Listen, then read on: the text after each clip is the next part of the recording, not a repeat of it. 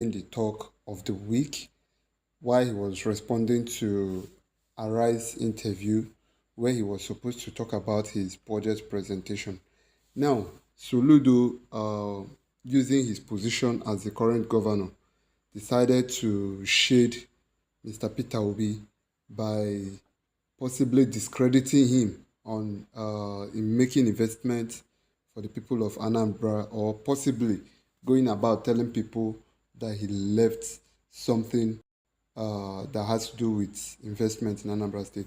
Now, why he said that, many people believe that he, as the governor, also have a say or is entitled to his own statement, which is quite understandable. But while that is still going on, others still do not feel that that should be coming from him, because from the way he spoke, he wasn't just making sense. They believe that it was said out of jealousy, and till now, Mr. Peter Obi didn't even go ahead possibly to do that, but rather he went his way, not until today, during the Lagos Business School alumni celebration, where he was invited as a guest. He decided to use that opportunity to clear the airways. And from the speech of Mr. Peter Obi, you can actually tell that this is a true leader. This is one that is deserving of Nigeria. In fact, if Nigeria should be rewarded, see what is involved in that speech that he made. It was a very brilliant one. I want to get price for health. I can go on and say this is what we achieved.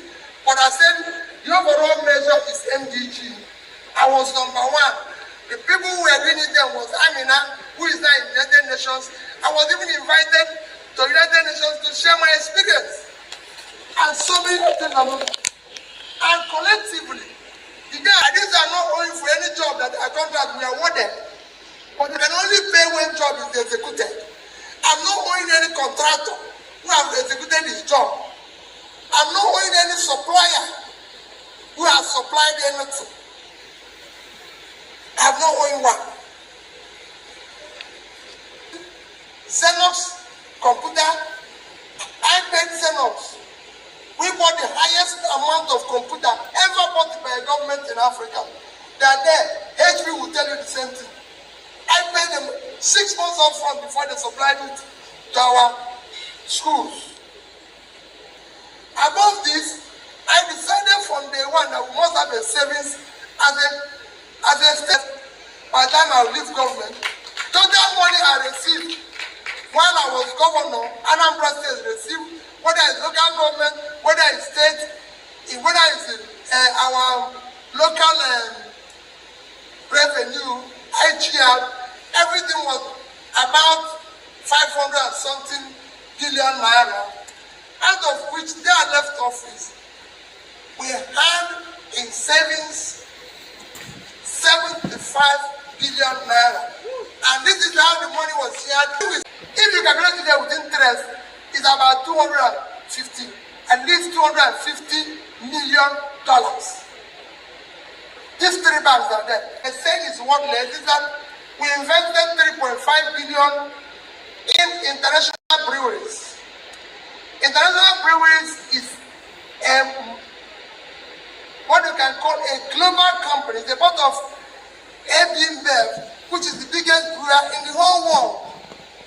We had a policy while I was governor that any factory, anybody who wants to, foreign investor who wants to invest in Anambra State, will buy 10% of the company, and under the condition that we sign an agreement with him that he will give Anambra people work to the minimum of not less than 40% of the workers. They built a facility in Anambra State. That facility is there today, employing directly and indirectly over 10,000 Anambrarians. They've been one of the highest revenue source for the state. Even with some of their waste, the biggest piggery we have in Anambra State collects waste from them.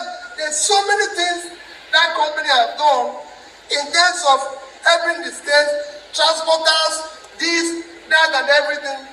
The shares was at the time being sold at 50 naira. Today the share is about 5 naira or so, and then maybe that was what was referred. But in overall of what I left is less than 5%. Okay. That particular investment is less than 5%. So if you calculate what I left 75 billion.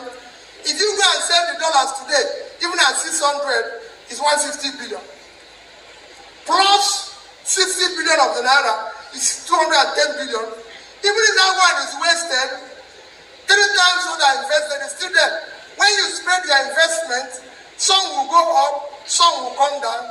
But overall, the company is still there. The company is still doing well. It's still part of a global chain and everything. I needed to explain it not because I'm defending comment by my brother. My brother is the brother. I miss my brother. We're very close. I remain prayerful for him. For other things which I didn't succeed, God has given him opportunity to do it and succeed. For me, yes. So if there's anything pending, governance is not finished. People are still in government in America. So you stop where you stop, other people will continue from there. I don't look back. He's the governor of my state. From always, he's my senior brother. He's even more intelligent because he's a professor. I'm a trader. So he knows more. So he'll be able to do things better than I'm doing it. You know, I've done my little one as a trader. Now the professor is there. He will do his own as a professor. The schools that didn't roof them. That's how government goes. Another person comes, do his own, but let us think about it. Finally, like I tell you people, for those of you who are, please get involved.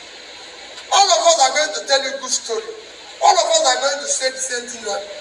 But it's who can we trust?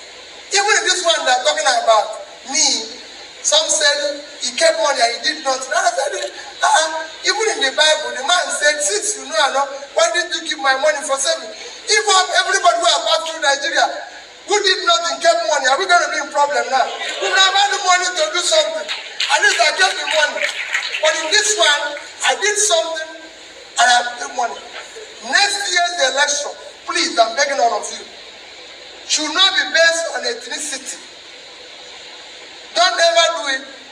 The Yorubas don't buy bread cheaper. Neither do Hausas or Northerners buy bread cheaper. The Southwest people don't buy bread cheaper. Igbos don't buy bread cheaper.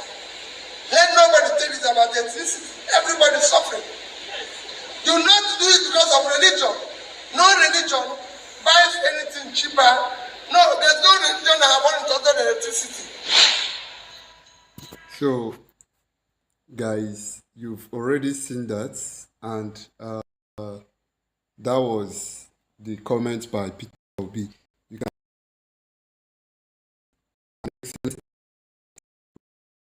coming from a civil, a man that you can term as pure Democrat, a man that is free of hate, a man free of jealousy, a man that does not bear grudges or involves in shaming of fellow colleagues or people in power.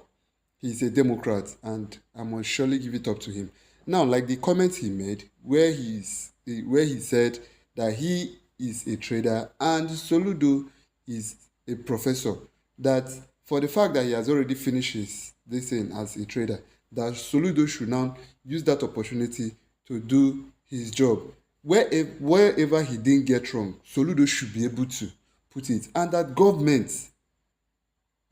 is, in fact, is transient. It's more like saying that it's soldier go, soldier come. It keeps going. Once you are done, you leave the stage and another person takes over. Nobody is going to be in power forever. So if you believe, like he said, that he hasn't done well, then that means there is enough room for you, which hopefully And as God may have it, you are the current governor. So wherever you think he hasn't done well, just go and fill in the vacuum so that at the end of the day, you will be proud of yourself.